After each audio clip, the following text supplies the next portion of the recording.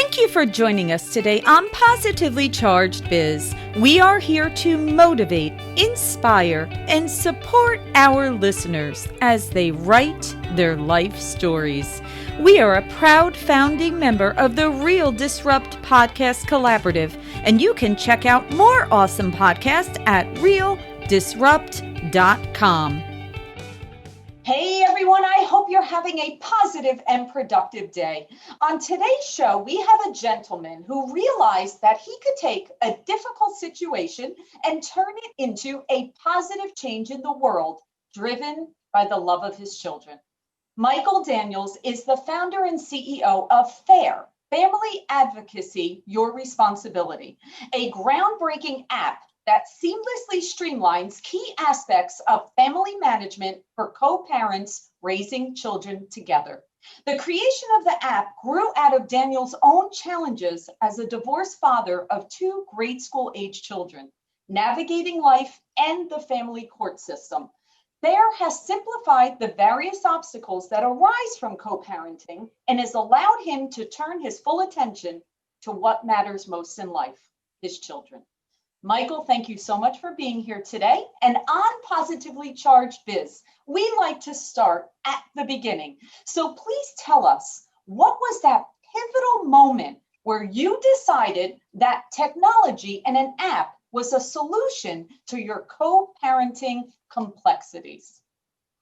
Well, first, thank you so much for having me. I really appreciate the opportunity to speak to your listenership here. I have to say that what happened to me is there was a legacy web-based communication platform for co-parents that the courts and judges and attorneys oftentimes recommend to co-parents in high conflict cases. And it was just, there was things that it was lacking. So my aha moment, so to speak, would have been, I had a time sharing schedule where I was supposed to drive 43 miles down to drop my children off in Miami, where my co-parent lived. And I drove 43 miles down there with the two children in tow. And I'm sitting outside the house for 30 minutes and nobody's answering text, phone calls, answering the door. And I said, this is ridiculous. I'm here. Maybe something happened, but I'm not getting any communication. So I'm going to go home. So I drive 43 miles back home. And upon getting home, I get a call from my attorney, which had just been contacted by her attorney saying I'm in violation of a court order. I'm in contempt of court here. And I said, well, no, I was there. And they said, well, they're saying you're not there. And the material fact is the children were not delivered. And I knew that there was a pending, hearing going to happen with the judge. And bottom line is I'd stand there to be up to his subjectivity as to whether I was lying or she was lying. And fortunately, I'd taken a toll road. So I thought, I can pull my toll records and show that I'd exited a toll a mile from the house. But even though I was able to get out of that day and prove that I had made the attempt to get there, I still paid $800 in legal fees for something that I didn't do anything wrong. And these are the kind of things that happen so often. Most people don't even want to talk about this area, but I figured, there has to be a feature. So with the program I was using, it just didn't provide any kind of solution for this. So with Fayr, for example, with our geo check-in feature, I could have arrived. I could have easily just pulled out my phone, dropped a pin. My co-parent would instantly got a push notification to her phone saying that I was there, and it's documented. You cannot manipulate it. It's not like Facebook's check-in feature where you could check yourself in at the Eiffel Tower right now.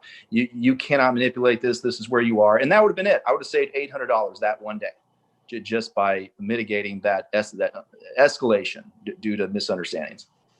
Wow, I love that. That is a phenomenal story, because what you're saying is, okay, there was something, right? There was a platform that was being utilized, but it had gaps. It had missing pieces, missing components. And all of a sudden you're sitting there going, wait a minute, there has to be something better. So take us through this journey. So there's that moment. You're realizing that there isn't something that fills all the items that you need as a co-parent. So take us through, The idea comes. What's the next step? Mm-hmm. Well, then I started learning a little more about technology and realizing that web-based platforms, it's a totally different world when you start talking about app-based. It's very different. You don't get with web-based programs, let's say you have a subscription to Consumer Reports, you need to go in there, put in your user ID and your password, you log in. Oh, look at me, I got a bunch of messages here. Well, with app-based stuff, you have the advantage of all these push notifications come straight to you. It's just the communication is in real time. And that really eliminates a lot of the frustration, because you may need something that's pertinent. I need to know answers right now. And so we had been ordered to use this certain technology, but it just was failing me. And so I went down there, I read hundreds of user reviews, and they were 1.7 star rating. And I understood why. A lot of the things that were not working, that were really geared too much towards high conflict. And I felt like we had graduated into an age of, we don't just use apps now or technology just for high conflict stuff. We use it in our everyday lives to collaborate socially and professionally. So I wanted to create something that was really geared not for high conflict, but rather just let's communicate. Let's communicate effectively and responsibly, and do it without. I didn't want it to be like, oh, you're one of the bad kids, so therefore you have to use this thing. So I took out a lot of little features that I found were escalating problems. And I could get to the nuances of every one of our features. We have a lot of them, but how I improved upon their platform. I really learned from the arrows in their back, and I made something much better. That's wonderful. And I like the way you approached it, because like you said, you weren't going in saying, okay, everybody is fighting. You're going in saying, let's work together. Let's have this communication tool so that we can do this and we can both win. So I love that. So take me through Planet of the Apps. How did you get to Planet of the Apps? Yeah, well, my background is in home building and architecture. And interestingly, one of the things I learned, one of the foundational principles of my life, is I realized that cheap is expensive. So I know that anytime I've ever hired some jackleg contractor to do something, I've always ended up having to pay somebody else to come back and do it again, right? So when I decided to build something, I didn't know anything about developing apps, but I figured Citibank wouldn't skimp. So I hired the exact same people out of the Silicon Valley that Citibank hired to create their app. And so thank goodness I did, because when Apple Computers was wanting to do a tech series on app developers who are, they're the rock stars of today's generation. They're going from nothing to billionaires in 3 years, whatever. And so they wanted to say, who are these people? Where do they come from? What motivates them? And who do they approach? They approach the top developers in the Silicon Valley. And so they had approached the firm that I had contracted, and they said, hey, do you know anybody who'd be good for this series? They said, yeah, there's this guy over in Florida who's got this thing. It seems really awesome. And he's so they reached out to me, and I didn't really understand at the time just how lucky I was, but there was 10,000 applicants, and they narrowed us down to 100. And of the 100, 20 got partnerships, and I was one of the 20. Wow, so that's pretty exciting. Awesome. That's awesome. I actually did watch the episode, and I'm curious, I'm curious, why did you pick Gwyneth Paltrow? Because I know all the people were at first 2 of them said no, and then all of them said, wait a minute, this actually is awesome. And then I know Gary Vee was trying to pull you onto that side because he obviously is such an influencer. So I want to know, what was your rationale as to why you went with Gwyneth? Well, one, I think she gets it. She's been through divorce herself. She coined the term conscious uncoupling. She's already had her name all over all sorts of books on that subject. But also, I didn't want this to be some angry guy's app, some angry dad's app I really wanted to balance the brand out. And I felt like she added that balance of a female and of course me being male, and she was really helpful in really UX UI. Like if you notice Fayr, it's our user interface. I'm so proud of it, just how easy it is to navigate, and just like the soft color tones, casual fonts, rounded edges. It's really built to be psychologically conflict diffusing to its user. And so, she had a lot of great input, and I felt like a woman could really come at it from the perspective that maybe I was lacking. That's great. And that's really such a wonderful way to approach things, because you're right. That way you have these different perspectives. So, okay. So now you go on there, you start to build momentum, keep going with the story. So is it now being recommended from the courts? Are people, how are people coming to this? Give us kind of. Yeah, well, in order to really, things I've learned are tremendous in the world of building a company, especially when you're actually starting a brand from nothing, and it's unlike any other industry. And I made a fair deal of mistakes just being a novice in this space. But I have to say that, like, if I had to give any advice to anyone out there, it would be, go a mile deep in your backyard, all your mistakes locally, figure it out, and, get your proof of concept, whatever it is that you're doing, and then come up with a plan to expand. I think a lot of people try to crop dust, so to speak, and they'll dump a bunch of money on high level ads. And it's like crop dusting at 30,000 feet. The wind's going to take all your money and blow it everywhere, and it's going to achieve nothing. And if you want to effectuate positive change for your company, you need to find the key influencers within your own market locally and make it successful. So that's really what I did. I found ways to ingratiate myself within the judiciary here locally, joining nonprofit organizations. Eventually, it put me on the board. It put me in the circles with all of the right people. And so, yeah, now Fayr need to be pushed now. I mean, it really is great. I mean, I have the advocates who are really entrenched in the system, who are highly respected from a family therapist standpoint or the judicial standpoint. And they put Fayr right into settlement agreements. So people are communicating with Fayr until their children are 18. Wow, that's amazing. And I didn't even think about that. But yes, there's so many components of it, because it really is approaching the full aspect. It's approaching it from the legal side. It's approaching it from the co-parenting side. It's approaching it obviously from the children.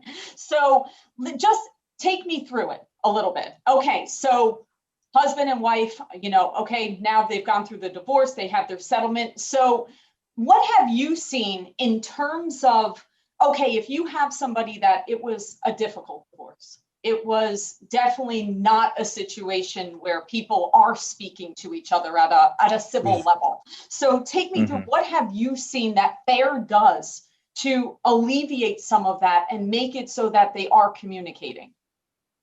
Well, the most important thing is that you try to communicate with as little, let's face it, this is the only area of life that you can be in a civil suit with another human being and have to go on communicating with that person for years to come. That's a hard thing to do, especially when it's a matter of the heart. Because I mean, the biggest two, FU buttons, if you will, in life are romance and finance, and both of them are involved here. And so when you have this situation, it's already very prone to escalating into out of control and into a costly court motion, And so the more you can try to communicate in writing, because first of all, you want everything in writing, because if things do escalate, they say emails are admissible in court, text messages are not. At least that's the case in Florida. And but with Fayr, everything you put in there is going to be court admissible. It's in a court ready format, just one push of a button, everything exports in PDF and you're ready to go. And so it's there. But ideally, you don't even want to get to that point, because if I'm communicating through our expense tracker, for example, I can upload my receipts, I can leave some notes there, what child it was for, I can take pictures of what I bought, I categorize it as either medical, uncovered medical, dental, vision, school, extracurricular. I make it one of these categories that is considered an involuntary expense. Those are the expenses that the courts expect you to share. And as long as it meets one of those categories, my co-parent is seeing in real time all of my receipts, and it just eliminates those conversations. Because how much more difficult is it to pick up the phone and say, I'm over here and I just spent this kind of money? Whereas if I just look at the app, oh, look, I get a push notification that says, oh, my co-parent just uploaded an expense, and I can review it and I can either flag it or let it go, and it just keeps things from the less interaction between the two of you talking or even texting, because texting becomes a mess too sometimes. You're taking the emotion out of it, and it's that emotion that oftentimes triggers things that cause things to start to snowball into escalations. And so, all of Fayr's features are really designed to minimize conflict and increase the quality of the communication on all these specific areas. Michael, you actually just said something so important. Obviously you had this relationship with your co-parent previously, and now when you're reading an email or you're reading a text message, you're reading it through your perspective of how you're feeling at that moment, right? And sometimes you're not thinking clearly, right? You're bringing back something from the past, you're interpreting it wrong. But when you're using the app, and it's allowing it to almost be like a business transaction, right? All of a sudden, your brain is taking the emotion out of it, and you're looking at it as just a transaction or part of the process. Absolutely. So 100%. I really love that, because all of a sudden, you're no longer putting emotion to it. You're not reading into it. Well, why did he say that? Or why did she do this? Or you're not interpreting it that way. And I think that levels everything out, and it makes it just part of the process. So I think that's great. So where do you see Fayr as time goes on? I mean, obviously, I think this really is making it so everything is very organized and tracked, and obviously it's going to make the communication key. Where do you see it continuing to go? Well, we want to go more into the mindfulness. For example, everybody is unique. Everybody has coming from a different place of what they're going through, and it's important as parents that we're able to magnify our experience as parents during these very crucial years in the development of our children.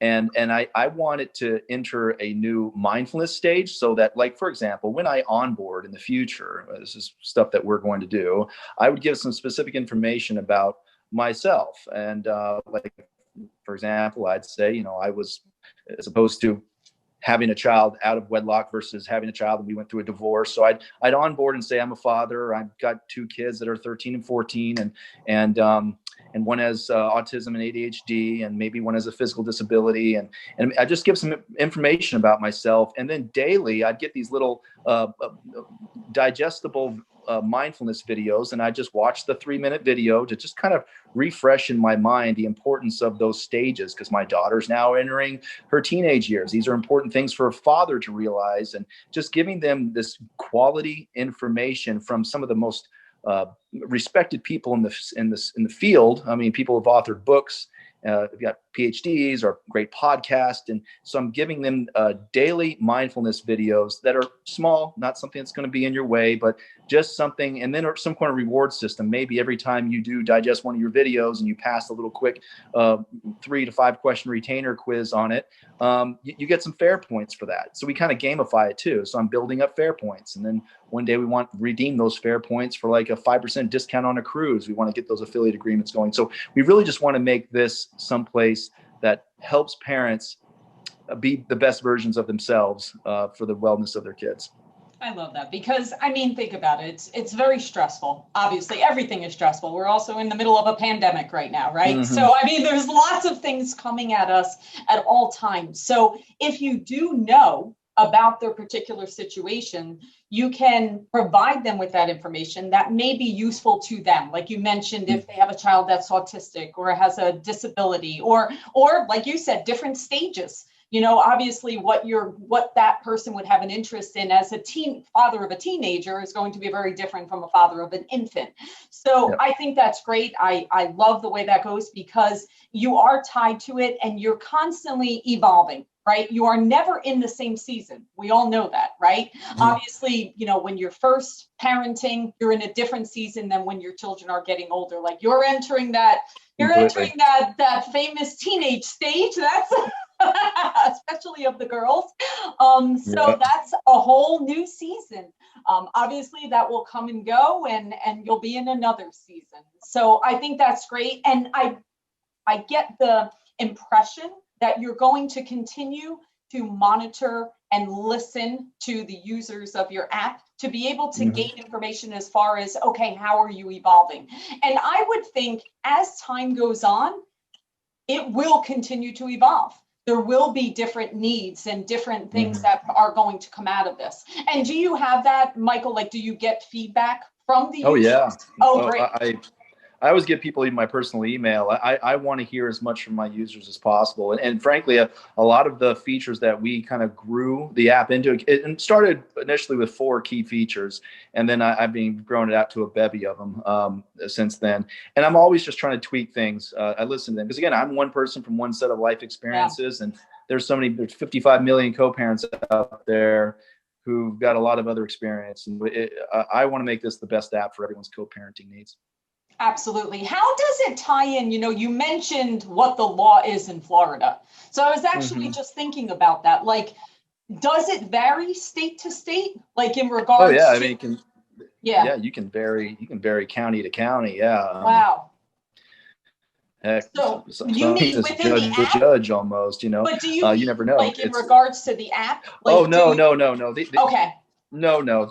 The app is the app of the app. I mean, we have people in Australia and United Kingdom and oh, Germany use the app. Yeah, we're international. We're optimized for international numbers as well. But no, the app is just, it's basically, this is your communication tool, and it removes all of the he said, she said versions of yeah, facts. Like everything is laid out. The time sharing, I can tell you right down from any date range that I want to choose, right down to the minute, how many days, hours, and minutes I had the children versus you. And this becomes very important information when you start yeah, talking about going to a legal proceeding, a motion where both parties tell the judge, I have the kids 60% of the time. Well, it's very difficult for a judge to decide for what's going on to make a decision for child support modification, for example. So this stuff is highly litigated, and the amount of money that gets thrown away on attorneys to fight this is terrible. So just by simply using this co-parenting app, my days are mine, her days are hers. If I'm not taking up my days and I'm releasing them to her, I go to the app, I click on my day, request to release the day. She gets notification. If she accepts it, it changes. She gets that day, it goes to her color. She now gets credit for that day, and it doesn't go back to me unless she releases it again. And all of the notes are there. The whole audit trail is there. So 2 years from now, a judge can just say, oh, well, yeah, mom's had 60% of the time, dad. Well, yeah, you do owe her money. And it makes things so much smoother. And I also think that attorneys would be against this. Like attorneys would, because this obviously kills their billable hour for their paralegals, because paralegal charge between $90 to $120 an hour, and Fayr is really just chopping that down a lot. And but the truth is, attorneys are some of my biggest advocates, because they say, we don't want to lose cases, and we lose cases not because they're bad parents, they're just bad documenters. right. And the parent who is the best documented is oftentimes assumed to be the more responsible one. So you can never go wrong using an app like Fayr. That's awesome. So you mentioned the reporting, you mentioned the tracking of time and expenses. Is there other components of the app? Like what would be the different components? Yeah. So the 4 key ones are obviously the co-parenting calendar, and it differs tremendously from Google Calendar. I mean, it is, you can sync with Google Calendar or iCal just to make for ease, but everything is really geared around putting in your time share schedule. So if I want Christmases, odd years to be dad, even years to be mom, Thanksgiving, holidays, birthdays, I can set this up with a little bit of work up front, and then you're on co-parenting autopilot, and it's keeping track of everyone's time, so right down to the minute who's had what time allocated to them. So that's one. The expense tracker is really great. And two, in real time, you can just see this pie chart just shifting, your percentages. And I just kind of keep it, all right, as long as we're sort of like right around whatever we just decide, 50-50. All right, right now I'm at 47.3, whatever. I'll pick up the next few expenses, then maybe I'll jump over to 51 point whatever. But as long as you keep it around 50-50, it just mitigates people from playing that tit for tat, whereas you owe me, here's my bills, Venmo me now, why don't you all of that nonsense. As long as you keep the pie chart right around 50-50 in real time, you can see this shifting. So that's the expense feature. It's great. Then the immiscible messaging, you have all of the ease of text messaging with all of the immiscibility of emails.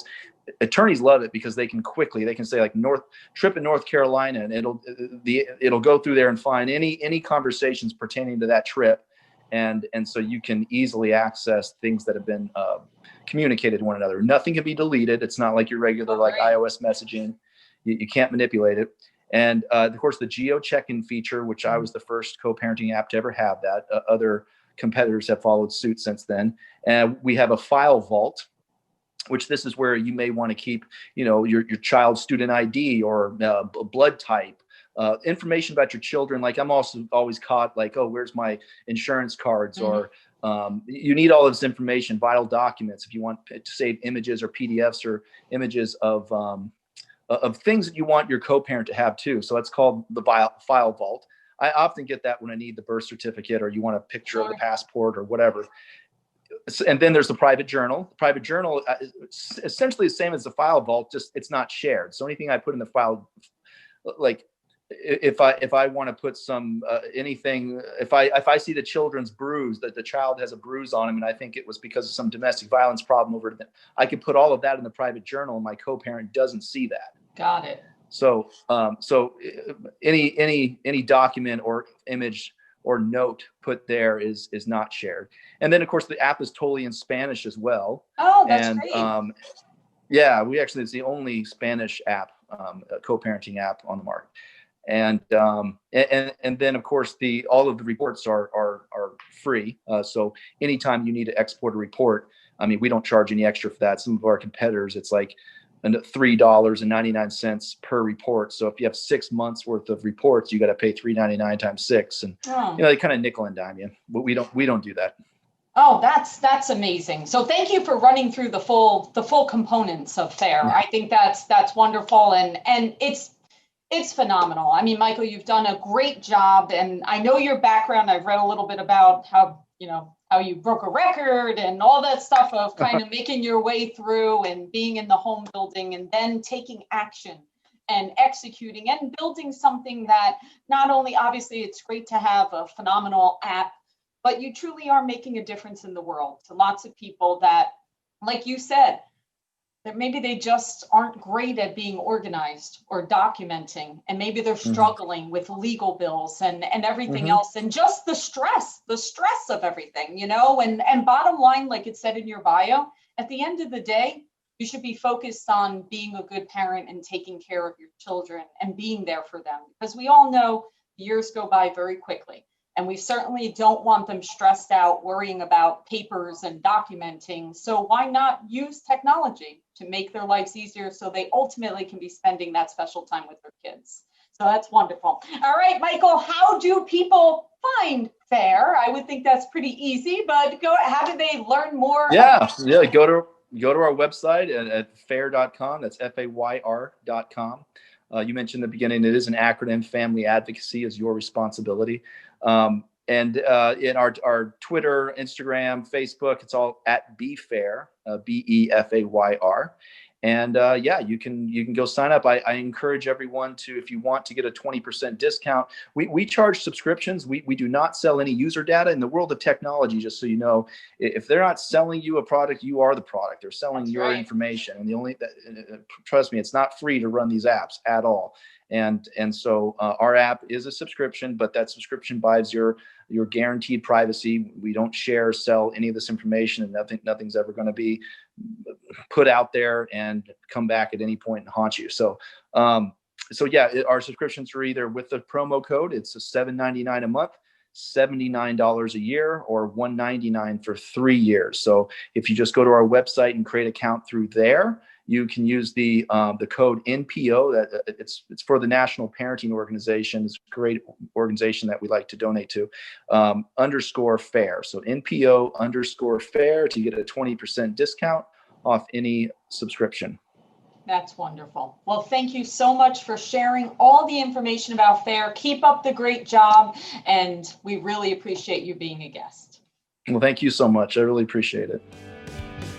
Thank you for joining us for another episode of Positively Charged Biz. I'm Laura Brandeo, and we are here to motivate, inspire, and support our listeners as they write their life stories.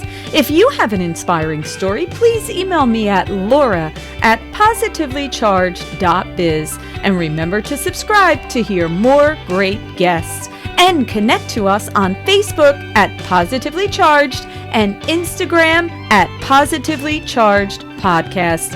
Until next time, we wish you a positive day.